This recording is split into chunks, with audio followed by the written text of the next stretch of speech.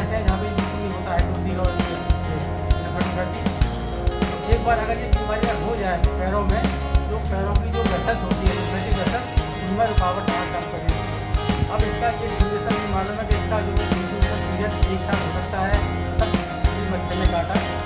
उसके बाद इसके सिम्टम 5 दिन में आएंगे, 5 महीने में आएंगे, 1 साल में, 10 साल में, 15 साल में, इसका कोई लिमिट नहीं है। पूर्ण साल काटने के बाद 20 साल बाद सिम्टम आए, आपको यही नहीं मालूम पड़ेगा कि मुझे बीमारी है।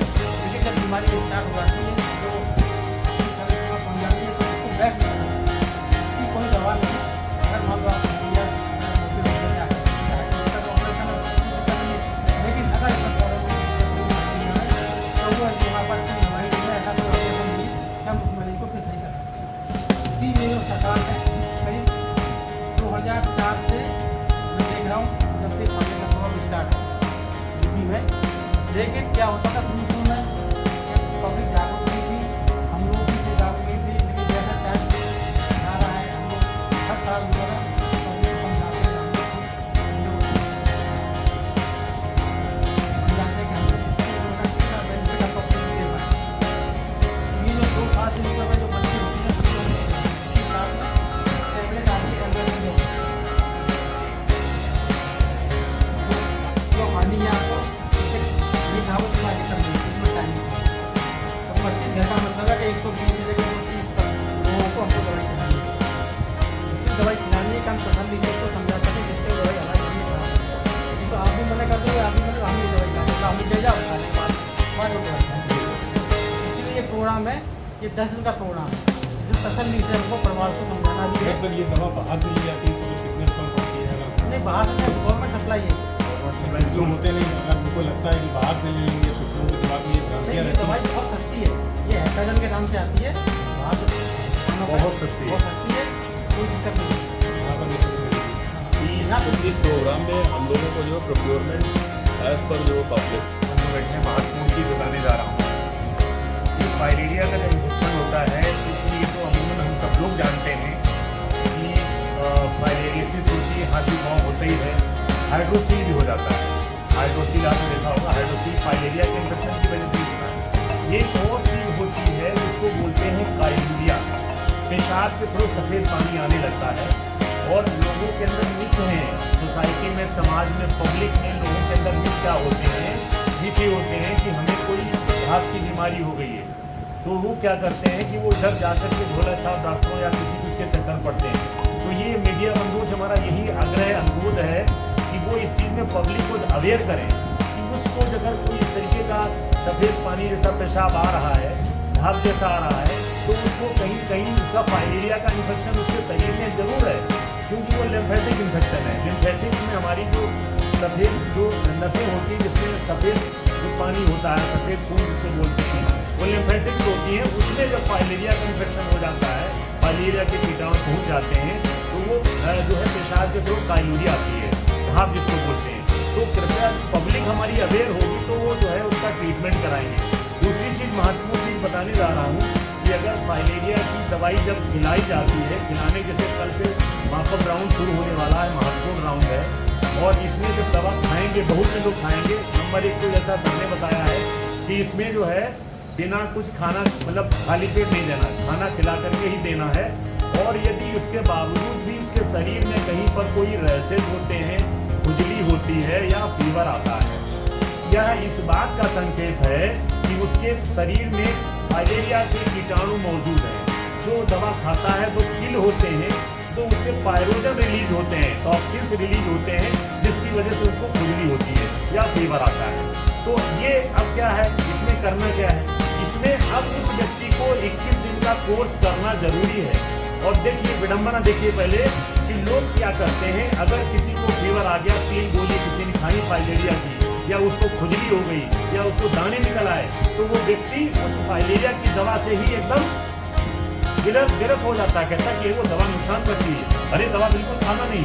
और अब करना क्या है, उसको 21 दिन की दवा खानी जरूर है, तभी वो फाइलेरिया की बीमारी से निजात पा सकता है। अब वो क्या है, अब अगर वो अवेयरनेस उसके अंदर है तो वो 21 दिन का कोर्स करेगा, नहीं तो उसका मन भाग जाएगा, कहेगा कि हम फाइलेरिया की दवा बिल्कुल नहीं खाएंगे, क्योंकि मुझे फाइलेरिया की 3 गोली खाने से मुझे जो है फीवर आ गया, मेरे शरीर में दाने निकल आए, अब मैं नहीं खाऊंगा। उसको कन्विंस करना है। तो आप लोगों को ये पब्लिक में मैसेज, अवेयरनेस मैसेज देना है, अवेयरनेस का, कि वो लोग दवा 21 दिन का कोर्स जरूर करें। जिनके साथ में ऐसा होता है, दाने निकल आते हैं, फीवर होता है, खुजली होती शरीर में, ये मैं मैसेज देना चाह रहा था। और ये जो फाइलेरिया वाला मैसेज तो बहुत महत्वपूर्ण मैसेज है। ये अवेयरनेस, इसमें हमारी मीडिया का बहुत बड़ा रोल है। मीडिया अगर पब्लिक को अवेयर कर देगी अच्छे से, तो यहाँ की जो जनता जनपद कन्नौज की है, वो कम से कम फाइलेरिया की दवा 10% लोग खाएंगे, 10% खाएंगे। और उसमें जो मिथ है, जो सोचिए थोड़े से ऐसे टैबू कुछ मिथ ऐसे हैं, उसके विषय में वो भी दूर। धन्यवाद। वैज्ञानिक लोग हैं जो 2-3 चीज़ें जो मुख्य है, इस एनडीए प्रोग्राम को, इस अभियान को एक जन आंदोलन के तहत इसको लेना है। सबकी सहभागिता सुनिश्चित हो। इस तरीके से जो हमारा फोर्थ पिलर है अपने डेमोक्रेसी का, आप लोगों के सहयोग से, पत्रकारों के सहयोग से, प्रिंट मीडिया के, इलेक्ट्रॉनिक मीडिया के पत्रकारों के सहयोग से इस अभियान को समझिए सफल करना है। वस्तुतः है क्या फाइलेरिया? फाइलेरिया ये है कि ये मच्छर जनित एक रोग है। किसी भी व्यक्ति को अगर मच्छर के अंदर वो परजीवी है, जिसको टाइप बोलते हैं, एक ये निमेटोड होता है। एक स्वस्थ व्यक्ति को जब ये मच्छर काटता है तो उसके सर्कुलेशन में आता है और ये लिम्फ नोड या लिम्फेटिक में जाके लॉज हो जाता है, वहाँ पे स्कूल होता है और ये मल्टीप्लिकेशन करना पड़ता है। इसकी एक महत्वपूर्ण चीज़ क्या है कि इसका जो सर्कुलेशन में जो लार्वा जो है मच्छरों के द्वारा जो पहुँचाया जाता है, अमूमन ये बचपन के दौरान, काटने के दौरान ही पहुँचा दिया जाता है। हमारे शरीर की इम्यूनिटी के हिसाब से, हमारे शरीर की शक्ति के हिसाब से वो मल्टीप्लिकेशन करता रहता है, शरीर उससे कॉम्बैट करता रहता है। इंक्यूबेशन पीरियड जो होता है वो काफ़ी लॉन्ग टाइम पे आता है। किसी में 10 साल में आ जाएगा, किसी में 16 साल में आ जाएगा, कभी कभी जैसे पीओ सर ने बताया कि 20 साल भी। तो ये डिपेंड करता है मल्टीप्लिकेशन ऑफ द लार्वा। जब वो लार्वा मल्टीप्लिकेशन होता है तो वहाँ पे जाके ब्लॉकेट करता है, लिम्फेटिक को ब्लॉकेट करता है, और फिर उसके बाद क्या होता है कि आपका शरीर जो भी अंग है उसका वो फैलाव शुरू हो जाता है, स्वेलिंग शुरू हो जाती है। इसके 7 फेज होते हैं।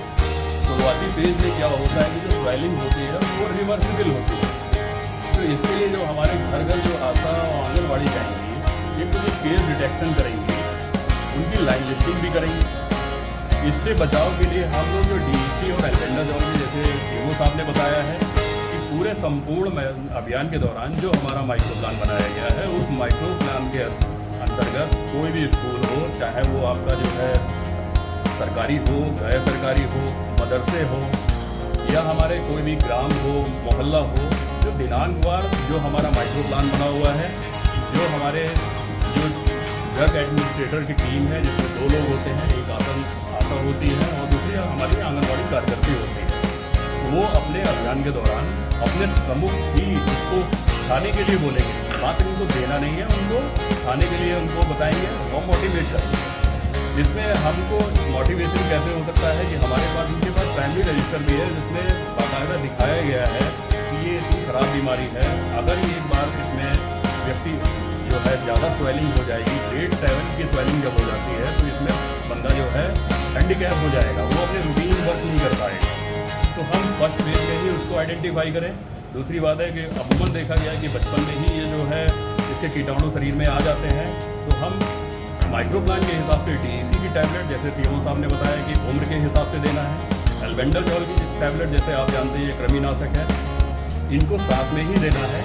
और जो हमारे वर्किंग डेज के हिसाब से जो हमको कुल 10 दिनों में इसको कवर करना है।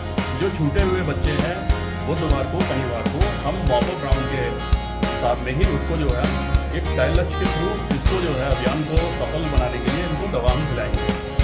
जैसे डेली हम जो दवा दे रहे हैं वर्किंग डेज पे, कुछ बच्चे एब्सेंट हैं, कुछ लोग एब्सेंट हैं, तो वही टीम शाम को भी जाके अपने सामने दवा खिलाएगी। आप लोगों से यही एक आशा है कि आप लोग इस तरीके से इसको प्रचार और प्रसार करें ताकि लोग जनमानस इसमें जागरूक हो। अगर ये इन्फेक्शन हो जाता है तो शरीर की इम्यूनिटी भी कम होती है, क्योंकि लिम्फेटिक का एक बहुत बड़ा काम होता है कि आपके इम्यून सिस्टम को स्ट्रेंथनिंग करे, इम्यून सिस्टम को वो बढ़ाए। अगर वो लिम्फेटिक डैमेज होगी, एक बार अगर आपकी लिम्फेटिक डैमेज हो गई तो फिर वो इर्रिवर्सिबल लॉस होता है उसको रिपेयर नहीं किया जा सकता है। ऐसे जो केस होते हैं कि जिनके अंदर जो स्वेलिंग डेवलप हो गई है तो उनके लिए हम लोग जो है एक MMDP किट आती है, मॉर्बिडिटी मैनेजमेंट जो हमारे पास जो किट होती है, वहाँ पे जो हमारे जितने भी ट्रेन जो स्टाफ होता है उनको जाके वो कैंप लगाते हैं, उनको ट्रेन करते हैं और साथ में उनको बताना है कि कैसे क्या करना है, क्या नहीं करना है, कैसे क्या एक्सरसाइज करनी है। अगर मान लीजिए किसी को स्वेलिंग भी हो गई है उसको इनलिस्टेड करना है, हाइड्रोसिस के केसेस हैं उनको इनलिस्टेड करना है। उन इनलिस्टेड जो है जितने भी हमारे रोगियों के तहत यहाँ से हम लोग कैंप लगा के उनको जो है प्रॉपर उनको ट्रेनिंग दे के, उनको दवा दे के, MMDP किट दे के और साथ में हाइड्रोसिस के कैंप लगा के उनको ऑपरेट करके उनको ठीक किया जाएगा। तो आप लोगों से यही आशा है, CMO साहब की अध्यक्षता में इस मीटिंग में आप लोगों से यही गुजारिश